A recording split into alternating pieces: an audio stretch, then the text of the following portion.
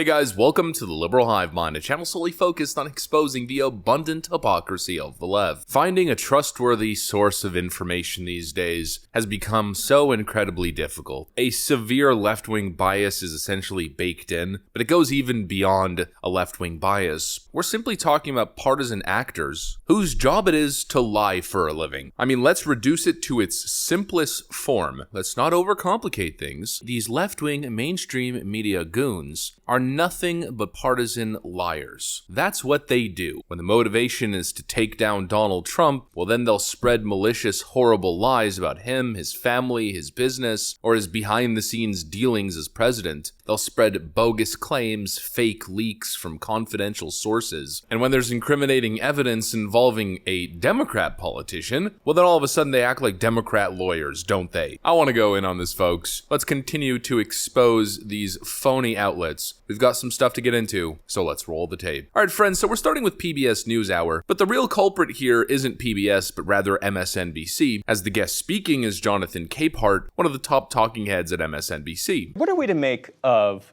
Donald Trump's hardwired fixation with Hillary Clinton's email server during the campaign? An email investigation that ended without charges. The lock her up chance. It was a call and response to at all of those rallies. I was there covering it. And now, fast forward to the current moment, Donald Trump is accused of trying to wipe a server that had video footage of the mishandling of classified documents. So are you saying that perhaps we'll get the same result with the Trump case as we got with the Hillary case, which was no charges? And that's the problem that a lot of the country has with what they see. That's why they bring up Hillary Clinton. Hillary Clinton, very similar situation as you point out. You know, no charges, no reasonable prosecutor would bring charges, was the famous quote from FBI Director James Comey. A lot of people just have never bought that, and so they're going to question, okay, why is Trump being treated differently? Donald Trump is being treated differently because he had classified documents that were about nuclear secrets, preparedness of America's allies. And to your original question, Jeff, if we've learned anything from the 4 years of Donald Trump's presidency and his campaign leading up to it and the campaign to try to get reelected, he's the master of projection. Anything that he accuses someone else of doing, whether it's Hillary Clinton, Barack Obama, you name them, he has either done it himself for real or would really like to do it. And what we're discovering now is that he has done all of the things he has accused Hillary Clinton of doing, actually done. The emails that they found on Secretary Clinton's server, a lot of them had to do with cooking recipes and appointments. None had to do with nuclear secrets and secrets about our allies. And you just can't, there's no parallel, there is no symmetry, there is no similarity at all. Director Comey pointed out that a lot of her things that they found on her server were classified and probably were accessed by foreign agents. I mean, this is something they said probably happened.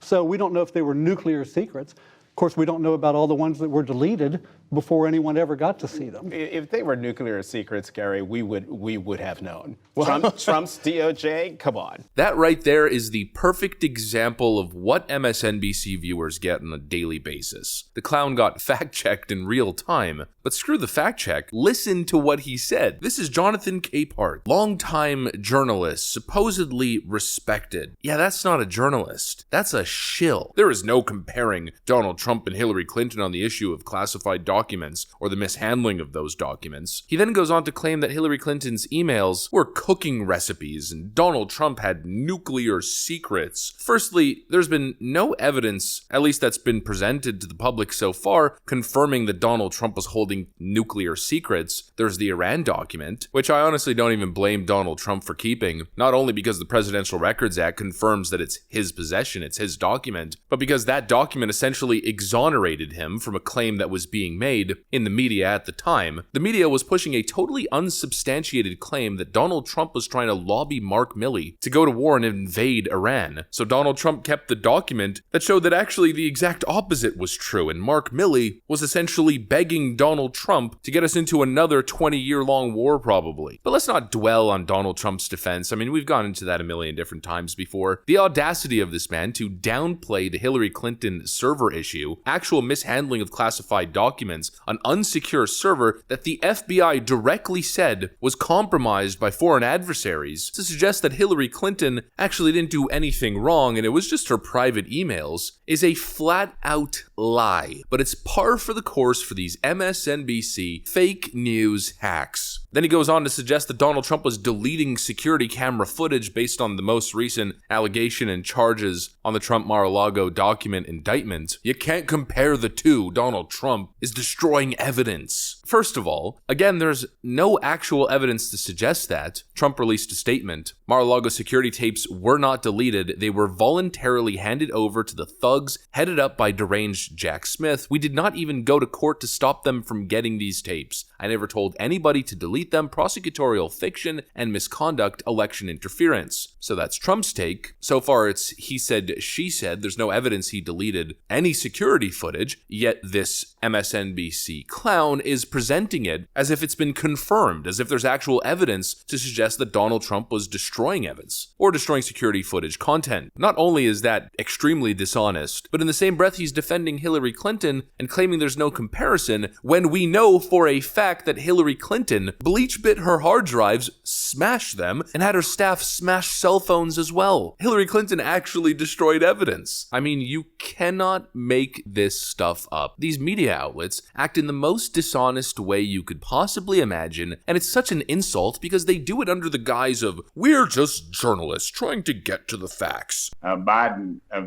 they accused Trump of doing what Biden actually did, $10 million of bribery, and they fired a guy. I mean, you can follow the money, ma'am. And these are FBI informants. These are FBI. Right, but it has to be proven. There has to be some proof.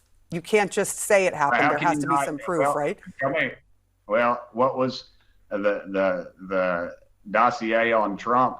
There wasn't really any proof. It was all hearsay. And now here you've got an FBI document, an official document showing that. So, you know, we can sit here and argue about it, and I get it. You've got your base, I've got mine, but I've seen the I don't have a base. I'm a journalist. I don't have a base, Democrat or Republican. I understand, ma'am. You work for CNN, but let's be honest. If you work for Fox, it'd be the right wing, and you all are the left wing. And I get it. We're not. It's politics, I'm not. as usual. With all due respect, nobody believes that, ma'am, because there's a history of partisan acting. You know, here's a great example. Let me ask you this. Do you think it would behoove the president for him to come out and say, hey, I had no business dealings with my son. My son's issues are my son's issues. Do you think he needs to say that more directly? Because there's a lot of people that believe something else went happen here. Well, let's be clear about that point, Chuck. There's been a 5-year investigation, 5 years, by a Trump-appointed U.S. attorney.